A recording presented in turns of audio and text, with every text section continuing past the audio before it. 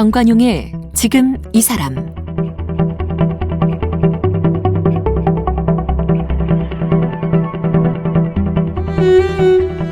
여러분 안녕하십니까? 정관용입니다. 우리는 행복하기 위해 사는 걸까요? 살기 때문에 행복한 걸까요? 내 주변에 안 좋은 사람들이 사라지고 나쁜 상황들이 잠잠해지면 우리는 진짜 행복을 찾을 수 있을까요? 자, 이런 물음에 대한 해답을 이 소설 완전한 행복으로 풀어낸 분이 있습니다. 여러분들이 좋아하는 소설가 정유정 작가. 7년의 밤, 또 28, 종의 기원, 이렇게 악의 3부작으로 아주 유명한 소설가죠. 이번 완전한 행복은 이 욕망 3부작의 첫 편이라고 그러고요. 전작들이 그 주인공이 사이코패스라면 이번 신작의 주인공은 나르시시스트랍니다. 네, 스릴러 장르의 여왕으로도 불리는 정유정 작가를 만나보겠습니다. 정유정 작가 어서 오십시오. 안녕하세요. 네, 한 2년 전에 지니 쓰시고 네. 이 프로에 나오셨어요. 네, 또 불러주셔서 기억나시죠? 감사합니다. 네. 아니, 소설 내실 때마다 모셔야죠. 아이고, 감사합니다. 앞에 제가 소개했습니다마는 그 악의 3부작으로 유명하신 분인데 이번에는 이제 욕망 3부작을 시작하셨다고? 네네. 어떤 욕망? 인간의 욕망이라는 게 다양하죠. 근데 이제 우리가 대표적으로 거의 뭐 본성이라고 볼 수도 있는 그런 욕망들을 좀 다뤄볼 거예요. 그래서 이번에는 뭐 행복, 그리고 이제 다음번에 뭐 소유. 네. 그리고 이제 그 다음 거는 아직 정하지 않았어요. 왜냐하면 제가 성격이 이렇게 큰 그림을 보고 이렇게 딱 배치하는 성격인 줄 아시는데요. 대부분 예. 아니에요. 눈앞에 거 딱 보고 저 모퉁이만 돌자는 스타일이에요. 그래서 다음 것까지만 딱 생각하고 그 다음 거 끝날 때쯤에 이제 다음 모퉁이를 이렇게 생각하는 성격이거든요. 그래도 큰 그림으로 악의 3부작, 그다음 욕망 3부작 이건 그려놓으신 거 아니에요? 네, 맞아요. 근데 이제 어떤 이야기를 쓸 것인지 세부 강론은 아직 정하지 않았고. 거기까지는 아직 들어가지 않았다. 예, 예. 완전한 행복이란 제목의 소설인데 이것도 스릴러 장르죠. 네네. 그리고 또 역시 앞에 소개했습니다마는 전작들이 사이코패스를 그렸다면 이번에는 나르시시스트? 네, 나르시시스트라고 해가지고 우리들은 흔히 이제 이렇게 건강한 자기애의 수준이 있고 병적 자기애의 수준이 있거든요. 근데 이제 이 여주인공은 아주 병적인 극단적인 나르시시스트예요. 그래서 그런 사람은 사이코패스만큼 위험하다는 게 왜 그러냐 하면은 사이코패스가 나르시시스트가 다 사이코패스는 아닌데 예. 사이코패스는 다 나르시시스트예요. 아, 그래요? 네, 그래서 과학적으로 입증된 거예요. 네, 너무 그게 이제 그 기본적으로 그렇게 성격 장애가 다 있어요. 흔히 우리가 나르시시스트 우리말로 하면 이제 자아도취 네. 뭐 이런 거 아닙니까? 네, 그렇게 생각하는데 이제 그거는 우리가 흔히 생각할 때 증상 중에 하나이고요. 진짜 나르시시스트의 어떤 핵심 개념하면 이제 첫 번째가 수치심을 들 수가 있어요. 그러니까 수치심을 굉장히 피하려고 하는. 그러니까 남 앞에서 수치를 당한다든가 남 앞에서 창피를 당한다든가 뭐 내 실패를 내보인다든가 이런 것에 대해서 아주 그냥 경기를 일으킬 정도로 싫어해서 그런 거를 안 내보이기 위해서 자기 자아를 막 부풀리는 거죠. 그래서 마치 그 수컷이 암컷한테 이렇게 구애를 할 때 막 털도 부풀리고 막 이렇게 새들은 그렇게 하죠. 그러듯이 그러는 거죠. 그러니까 얼핏 보면 굉장히 매혹적인 사람이고 매력적인 사람인 거죠. 한눈에 싹 들어오는 사람도 왜 흡입력 있는 사람이 있잖아요. 예.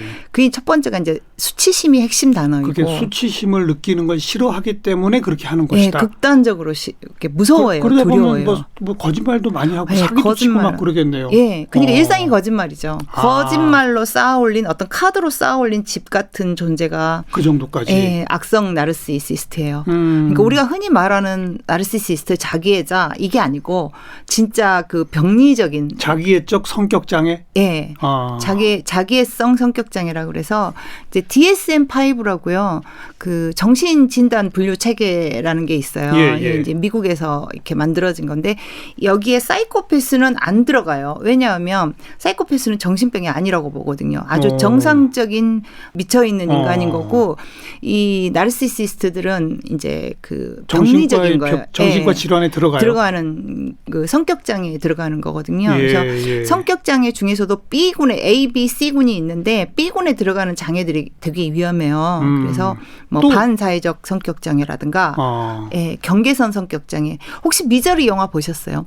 미저리 봤죠. 네, 거기에 나오는 애니 윌크스가 대표적인 경계선 성격 장애예요. 사이코패스 같잖아요. 예, 근데 예. 경계선 성격 장애예요. 그 누구 소설가 잡아서 가둬놓고 막 그러는 네, 그거죠. 맞아요. 그 사람도 생각할 때 저 사이코패스 하지만 사이코패스가 아니고 그 여자의 성격적인 모든 특질은 다 경계선 성격 장애예요. 네, 네. 그리고 이제 자기애성 성격 장애. 그게 지금 말하는 그리고 네. 또 하나는 연극성 성격 장애라 그래서 이 모든 것들이 굉장히 그 자기 자신과 타인에게 모두 위해를 가할 수 있는 어떤 기질적인 면을 가지고 있거든요. 네, 네. 특히나 이제 반사회적 성격 장애 같은 경우는 이제 비행 청소년들 어릴 때 소아 품행 장애 이렇게 진단받고 이런 아이들이 이제 반사회적 성격 장애로 자랄 가능성이 있죠. 그것들이 전부 B군에 속하는 예, 것이다. B군에 속하는 약간 위험한 성격 장애예요. 그 중에 하나가 자기애성 성격 장애고 예. 그것의 첫 번째 요인은 아까 수치심을 싫어한다. 예, 수치심이에요. 두 번째는 두 번째가 낮은 자존감이에요.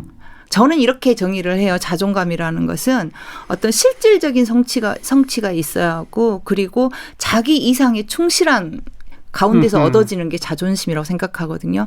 여기에서 실질적인 성취라는 것은 내가 뭐 이렇게 장관이 돼야 되겠다 해서 장관이 되고 뭐 내가 교장 선생님이 되어야지 해서 진짜 교장 선생님 이렇게 큰 어떤 덩어리를 말하는 게 아니라 아주 어린 아이 때부터 사소한 것부터 내가 오늘은 1시간 동안 이렇게 햇볕에 서가지고 교통 정리를 해야겠다 했을 때 얼마나 힘들겠어요, 어린아이가. 하지만 그걸 꼭 참고 해냈을 때의 성취감. 이걸 어릴 때부터 건전하게 길러줘야 하는데 이게 안 됐을 때 낮은 자존감을 갖게 돼요. 자기가 성공한 일이 없기 때문에 시도해서. 그래서 부모는 항상 뭘 시도하게 하고 실패하더라도 격려하고 다시 해보게 하고 이런 어떤 성취감을 갖게 해야 되고. 그러니까 겉으로 보기에는 뭐 거짓말로 쌓여있는 그런 식의 번드르르한데 그렇죠. 속은 텅 비어있다 그 얘기인가요? 그렇죠. 그러다 보니 수치심을 싫어하는군요. 그렇죠. 그걸 누가 건드리고 그게 드러날까 봐. 자기 자아가 없는 사람이에요. 수치심 싫어한다. 자존감이 약하다. 예, 그리고 높은 자존심이에요. 자존심과 자존감은 약한데 자존심은 엄청 강한 거죠. 그래서 허세를 피우고 거짓으로 자기의 성을 세우고 그렇게 되는 거예요. 네, 남에게 자기를 과대 자아를 만드는 거죠. 그게 이제 거짓으로 쌓여진 그런 거로군요. 자존감은 약한데 자존심은 크다. 강하다. 야, 이거 좀 희한하네요. 네. 그러니까 그런 사람을 주인공으로 욕망의 가장 핵심 요소의 하나인 행복을 그리고자 했다? 네, 그렇죠. 왜 이런 코드를 잡으셨어요?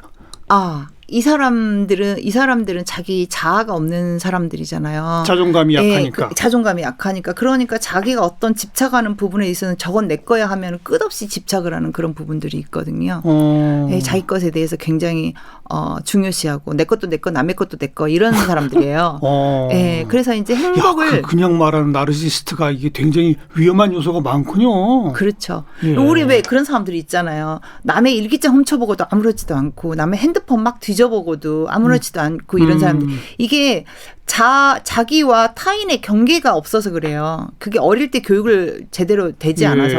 그래서 그냥 나라고 생각하고 타인은 나를 돌봐주는 나라고 생각하는 거예요. 그건 반사회적 인격장애하고도 좀 통하는 거 아니에요? 공감을 하지 못한다는 면에서 통하죠. 남의 아픔을 공감 못하잖아요. 그렇죠. 굉장히 통하는 거죠. 그래서 제가 무슨 말을 하려다가. 아니 그러니까 이런 사람을 소재로. 네, 맞아요. 행복에 대한 이야기를 하고자 했다? 행복에 대한 이야기를 하고자 한 게 뭐냐면은 이게 왜 이렇게 접점이 되었냐면은요. 언젠가부터 우리 사회에서 되게 자기애성, 그러니까 제가 말한 뭐 극단적 자기애 이거 말고요. 자기애성 성격 장애 어떤 면 있잖아요. 그런 면들이 어렴풋이 느껴지는 거예요. 그게 이제 처음에는 이건 개개인인가 아니면 어느 세대의 특별한 것인가 했는데 이게 굉장히 좀 우리 사회도 그렇고 미국도 그렇고 세계적으로 그게 다 그렇더라고요. 사람들이. 그러니까 혹시 그 옛날에는 이제 자녀를 많이 낳았잖아요. 그러다가 요새는 한 집에 하나씩밖에 안 낳잖아요. 부모들이 어려서부터 계속 오냐 네가 최고야 하면서 키우잖아요. 혹시 그것 때문에 그거예요. 그런 거죠. 예, 바로 그거예요. 너는 특별해. 너는 세상의 중심이야. 네가 뭐 제일 잘났어. 네가 최고야.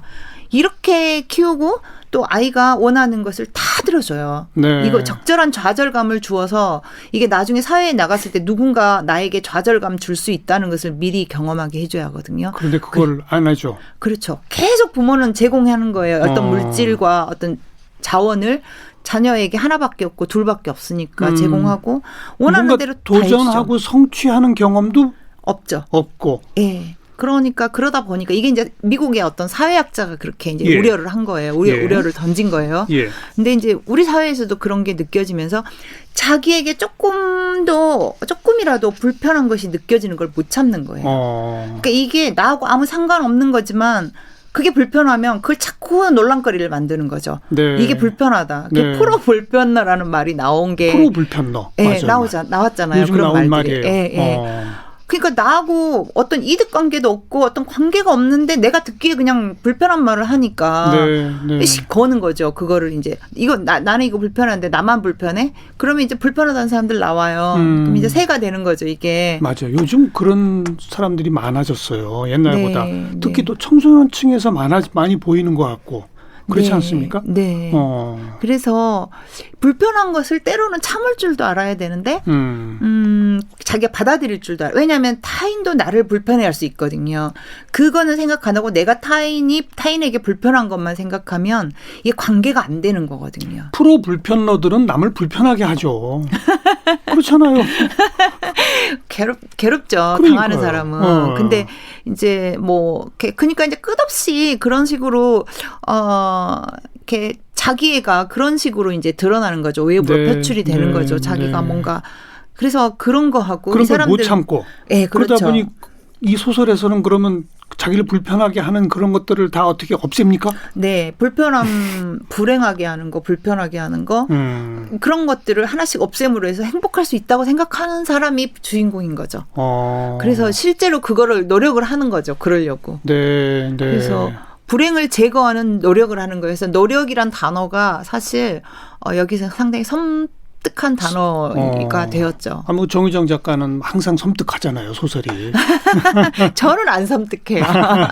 그러니까 완전한 행복, 그 잘못된 행복을 쫓는 거군요. 네, 그 행복을 쫓는 방식이 잘못된 거고. 것. 그리고 또 행복을 자기 삶의 목표로 삼기 때문에 그런 잘못된 집착이 일어나는 거죠. 사실 행복은 목표가 아니거든요. 우리가 삶을 살면서 어떤 것을 이뤄가는 가운데 하나씩 조금씩 얻어지는 성취물이지.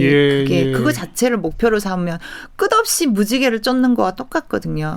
결국은 자기 이상에 충실하고 자기가 하고자 하는 일에 충실할 때 조금씩 따라오는 것이 행복이고 그렇죠. 그리고 또 자기 삶에 불운과 불행과 결핍이 있다는 거를 받아들일 줄 알아야 그 행복이 진짜 의미를 갖는 것 같아요. 그렇죠. 예. 불운하고 이런 게 아무것도 없으면 그게 행복이겠어요? 그렇죠. 그게 행복인지도 몰라요. 그렇겠죠. 사실은요. 예. 불운을 겪어야 하고 불행을 겪어야만 그게 행복인 줄 알겠더라고요. 저는 사실 그런 경험이 있거든요. 제가 저는 내내 되게 건강한 사람인 줄 알았어요. 예. 네, 되게 건강한 사람인 줄 건강에 대해서 나는 건강한 사람이니까 이게 굉장히 나한테는 행운이고 행복이라는 걸 모르고 살았거든요. 근데 제가 28 쓸 때요. 7년의 밤을 쓰고 나서 제가 그 암 선고를 받았었어요.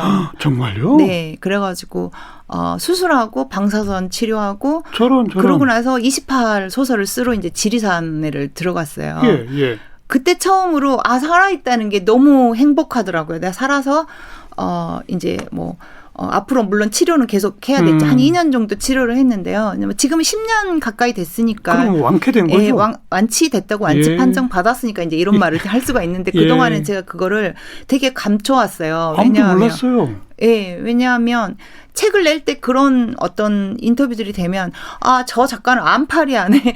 이렇게 불편해하시는 분들이 있을까봐 사실 내 참았는데 이제 저는 이제 완치가 됐기 때문에 이제 책하고는 아무 상관이 없기 때문에 이제 그런 중병에 걸려 보니까 살아있다는 것이 왜 행복한지를 알게 되는 거죠. 알겠고 내가 내 꿈을 쫓고 내 이상을 쫓을 수 있는 어떤 그 힘이 있다는 게 왜 이렇게 행복인지를 알겠더라고요. 네, 그래서 인생에는 결핍과 불행과 불운이 따라야만 불운이 따른다는 걸 인정해야만 진짜 행복의 의미도 찾을 수 있지 않을까. 그렇죠. 저는 그렇게 생각했어요. 불행이나 불편 그 자체를 전혀 못 견뎌서는 안 되는 거죠. 행복을 알 수도 없다. 네, 그렇죠. 항상 그걸 인생이 말하고자 하는 소설이다. 예, 인생이 불행한 거죠.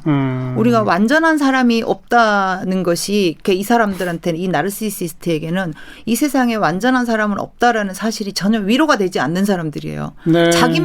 자기는 완전한 사람인 거죠. 완벽해야 한다. 그렇죠. 자기 남편은 우리 신화에 나오는 영웅 같은 사람이고 아들은 동화에 나오는 왕자 같은 사람이고 자기 친구는 정말로 고귀한 어떤 네. 위치에 있는 사람이고 이런 환상 속에서 마법적 사고를 하는 사람들이에요. 자기는 그런 사람들이 둘러싸인 어떤 여왕 같은 존재. 이게 이제 극단적 나르시시스트죠. 그러니까는 이 사람이 자기 현실을 딱 둘러보면 그렇지가 않잖아요. 그렇죠. 자기 자신을 그걸 알고 못 견디는 있잖아요. 거죠, 예. 또. 그러니까 이 가스라이팅을 통해서 주변 자기 남편이 뭐니 이렇게 다 조정해서 그렇게 만들려고. 가스라이팅이 뭐죠? 상대를 조정하는 조종술이에요. 상대를 조정하는 것. 예, 나르시시스트들이 그 상대를 심리적으로 조정하는 가장 대표적인 도구예요. 그게 가스라이팅이. 너는 어떤 사람이야? 너는 뭘 해야 돼? 이걸 조정을 하는데 왜 저거에 조정될까? 물음표시죠. 네, 네. 조정이 돼요. 그래요? 네, 그게 왜 그러냐면 이 사람들이 처음 어떤 사람을 만났을 때요, 되게 매력적으로 보이는 이유 하나가 뭐냐면 물론 외모가 매력적이면 더 매력적으로 보일 테지만. 이 사람을 만났을 때 상대가 어떤 사람인지 파악하는데 굉장히 능력이 뛰어나요. 자기 자신이 없는 대신에 남을 파악하는데 너무 뛰어난 거예요. 상대를 파악하는데. 자존감은 없는데 남은 잘 파악해요? 네. 잘 파악해요. 자존감이 강한 사람은 사실 남을 파악하려고 애쓴다기보다는 남에게 별로 신경 안 쓸 수도 있는데. 신경을 안 쓰고 자기 인생을 살면서 좋은 사람을 만나고 이렇게 되는 건데 이 사람들은 남에게 굉장히 신경을 많이 쓰는 사람들이라 어떤 사람을 만나서 그 사람을 내 사람으로 만들어야겠다. 그 사람의 유형 타입 이걸 금방 분석해내니까 예. 거기에 맞춰서 조정법을. 소울메이트가 바로 돼주는 거죠. 그러면 자기한테 너무 잘 맞는 사람이 자기만을 향해서 눈을 반짝반짝하면서 예. 이렇게 자기한테 헌신하는 것처럼 보이면 얼마나 감동이겠어요. 야, 우리 주변에 그런 사람 있으면 좀 섬뜩하겠는데요.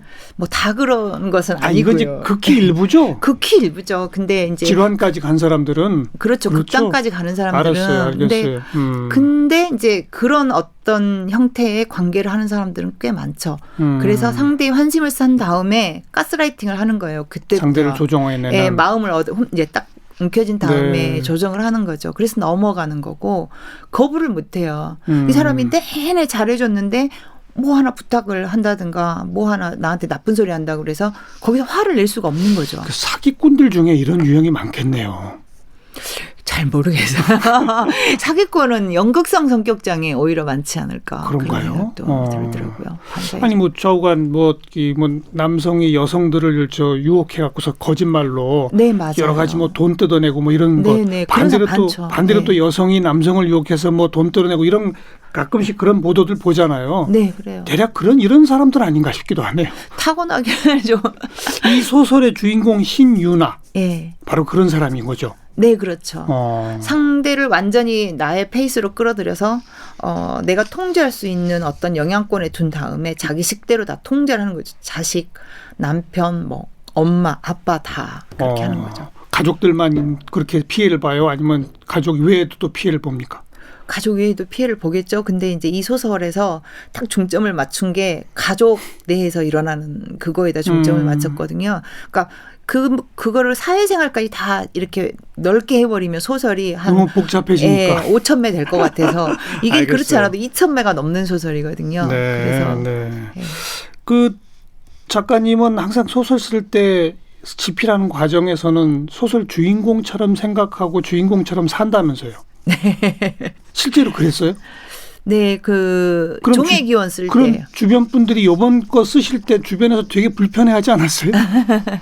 이번 거 쓸 때는요, 코로나 상황이어가지고 예. 저 자신이 어디 밖으로 돌아다니면서 이럴 만한 저기가 아니잖아요. 그 되게 우울한 상황이잖아요. 사람을 못 만나죠. 예. 그러니까 집에만 있으니까 괜찮고 저희 남편 같은 경우는 이미 익숙해져 있는 사람이라 괜찮고 저희 집에 있는 애들은 이제 고양이밖에 없으니까 고양이들이 뭐 제 말을 알아듣지 못하니까. 그랬어요. 네. 그리고 또 소설 등장인물 중에 작가님 스스로를 많이 투사한 그런 인물이 하나 있다고요? 네, 있습니다. 주인공은 아니죠? 네, 주인공 아니고요. 이 소설의 특징이 주인공은 화자로 나서지 않고요. 이제 주변 인물 언니하고 이 주인공의 딸하고 주인공의 현 남편, 두 번째 남편하고 이 세 사람이 주인공이에요. 그러니까 주인공으로 인해서 삶이 완전히 파괴되는 사람들이거든요. 근데 이제 그 언니가 이제 신재인이라는 이제 언니가 기자예요.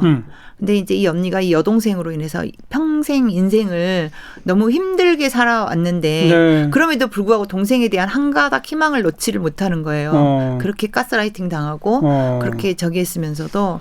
근데 이제 그게 왜 그런. 그 언니가 바로 본인의 투사된. 약간 이제 저의 그 성격? 그러니까 착한 아이 컴플렉스. 그러니까 내가 이렇게 해야 부모님은 좋아하실 거야. 내가 이렇게 해야 어른스럽다고 칭찬하실 거야. 이 어린 시절에 이 부모님에 대한 어떤 그런 거에 사로잡혀가지고 되게. 그런 건 누구나 어린 시절에 좀씩 경험하지 않나요?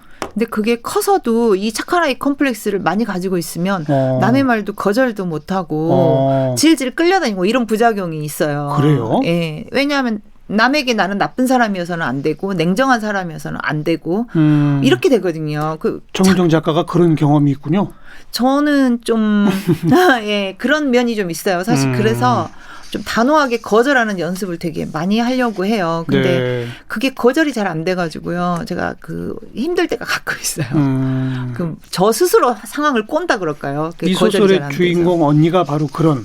네, 그렇죠. 사실은 그 동생과를 딱 잘라야 되는데 네. 그걸 못하는. 못해요. 한다고 해도 그게 결국에는 동생 그 어떤 영향권에서 휘말리는. 그래서 결국은 자기 인생을 그렇게 뭐 판매를 하는데 그래도 이 언니는 굉장히 성장하는 캐릭터예요. 자기 스스로 착한 아이 컴플렉스를 깨고 자기 자신을 위해서 인생을 살 수 있는. 예. 인생은 자기 자신이 주인공이어야 돼요. 그래야지 타인을 이용하지 않을 수 있어요.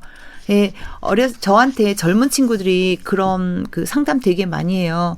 부모님이라든가 뭐 동생이라든가 아니면 이런 사람들이 너무 그 자기한테 기대고 있으니까 자기는 자기 인생을 살지 못하고 너무 힘든 거예요. 근데 저도 그런 과정을 겪었기 때문에 저도 그런 과정을 겪었고 이제 동생들이 있고 제 책임이 아닌데 책임을 져야 했던 세월이 너무나 길었거든요. 네. 그런 그래서 젊은 친구들이 그 얘기를 하면 어려서 예, 엄마가 돌아가셔가지고 일찍? 예, 아빠하고 그랬어요. 저하고 이제 뭐 집에 빚도 갚아야 하고 그러니까 둘이 돈 벌어서 빚 갚아야. 큰 딸이었어요? 네, 제일 큰 딸. 동생은 밑에 셋이 있었고. 네, 아이고. 그러니까 대학생들이었어요. 하나는 고등학생이고. 그러니까 얘를 대학을 가르쳐야 되잖아요. 그렇죠. 막내까지. 그러니까 어쨌든 지네들 먹고 살게 하려면 그래서.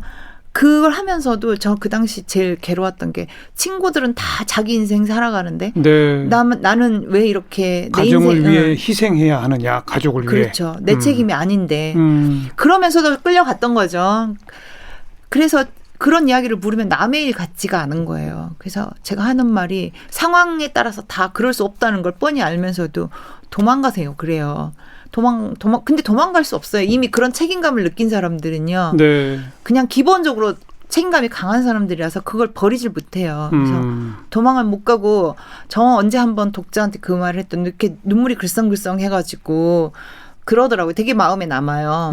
네, 도망가세요가 사실 해결책은 아니잖아요. 근데 도망가라고 진심으로 해주고 싶더라고요. 자기 인생이 중요하지.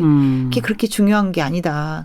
이렇게 얘기를 해주고 싶은데 그것도 잘 안 되고 그러더라고요. 근데 약간 이제 신재인을 쓸 때 그런 부분들이 약간 주인공의 언니. 네, 투사가 됐었어요. 그러니까 그래도 이 언니는 극복을 해낸다 이거죠? 조금씩. 네, 건강한 자아를 비교적 가지고 있거든요. 네, 그래서 네. 요즘 우리나라뿐 아니라 외국까지도 세태상 이런 류의 그런 그 자기애성 성격 장애 내지는 그와 비슷한 이런 사람들이 늘어나고 있다라는 사회적 배경이 하나 깔려 있고, 그죠? 네, 그렇죠. 그것이 극단적인 형태로 잘못됐을 때 어떤 위험이 있는지를 소설을 통해 고발하는군요. 네, 보여주고 싶었던 거죠. 그러니까 제가 어떤 해답을 제시한다 이건 아니고 잘못된 집착, 잘못된 자기애가 어떤 그 타인에게 어떤 이 그 파멸 내지는 삶을 황폐화시키는지 네, 그런 걸 좀 보여주고 싶었어요. 그래서 우리가 자신의 행복할 권리도 있지만 타인의 행복에도 그 책임이 있다는 거를 좀 말하고 싶었어요. 이제 여기에 대한 어떤 해답을 제시한다기보다는 이제 그 과정을 소설로 보여주고 싶었던 거죠. 그걸 그 읽는 독자들이 어떻게 보면 아 이런 위험이 있구나라는 것만 알아도 일종의 해답을 준 거 아닙니까 사회에? 생각을 많이 할 수 있지 않을까 그러니까요. 싶어요. 네. 그걸 기대하고 쓴 거죠. 네, 네. 이 책 쓰시고 나서 한 5,000부에다가 사인을 하셨다고? 네, 죽는 줄 알았어요. 왜 5,000부씩이나 사인을 하셨어요? 아, 진이지 이제 3,000부를 했거든요. 근데 그때 할만했어요. 그때는 이제 뭐 한 4일 정도에 걸쳐서 하루에 뭐 이렇게 700매, 800매씩 하니까 할만했거든요. 근데 이번에는 제가 원고를 늦게 넘겼어요. 출판사에? 네, 한 달을 더 늦었어요. 약속을 못 지킨 거죠. 그런 상황이다 보니까 이제 출간을 서둘러야 되니까 이제 사인은 원래 5,000부를 해야 되는데 날짜가 그러니까 저자 사인본 5,000부가 약속이었어요? 네, 약속을 한 거예요. 제가 독자들에게 예. 나 초판 5,000부를 친필 사인하겠다 약속을 한 건데 그걸 할 날짜가 2박 3일인 거예요. 그러니까 이제 호텔을 얻어주고 저를 이제 거기에다 있단 말이에요. 이제 책점이 속에 네, 이제 쌓아놓은 거죠. 5,000부 예. 사인하도록. 예. 그래서 2박 3일을 정말 한숨을 못 잤는데 마지막 1,500부 정도 남겨놓고 이 손가락이 안 꼬부라지더라고요. 그래서 제가 난생 처음으로 몬스터라는 음료를 먹어봤어요. 이 각성 음료더라고요. 예. 근데 정말 기적 같아요. 그 순간에부터 갑자기 손가락에 힘이 생기면서 1,500매를 아침까지 다 하고 그 다음날 이제 제가 포항으로 강연을 가야 했거든요. 아이고. 독자 이제 첫 번째 독자 행사였어요. 예. 그래서 정말 한 3박 4일 정도가 어떻게 흘러갔는지 모르게 그렇게 그래도 보냈었어요. 약속한 대로 이 친필 사인이 있는 그 책을 받아든 독자들은 얼마나 행복하겠어요. 그래서 그게 시간만 있었으면 제가 더 정성스러운 문구도 써주고 그랬을 텐데 뭐 이렇게 행복하시기를 이 정도에 밖에 못하니까 쓰면서도 되게 좀 미안한 마음이 있었어요. 거기서 말하는 행복하시기를은 이 소설에 나오는 잘못된 행복 아니죠? 네, 그럼요. 진짜 행복하시기를. 진짜 진담으로 덕담. 예. 정유정 작가 만나고 있는데 오늘 시간이 다 돼서 내일 하루 더 모시고 정유정 작가는 소설 쓰기 전에 이 노트로 촘촘한 준비를 하기로 유명한데 어떤 준비들을 해왔는지 그런 이야기도 좀 듣겠습니다. 오늘 함께하신 정관용의 지금 이 사람은 KBS 홈페이지와 모바일 콩, 다양한 팟캐스트를 통해 다시 들으실 수 있고 유튜브를 통해 인터뷰 동영상을 함께하실 수 있습니다.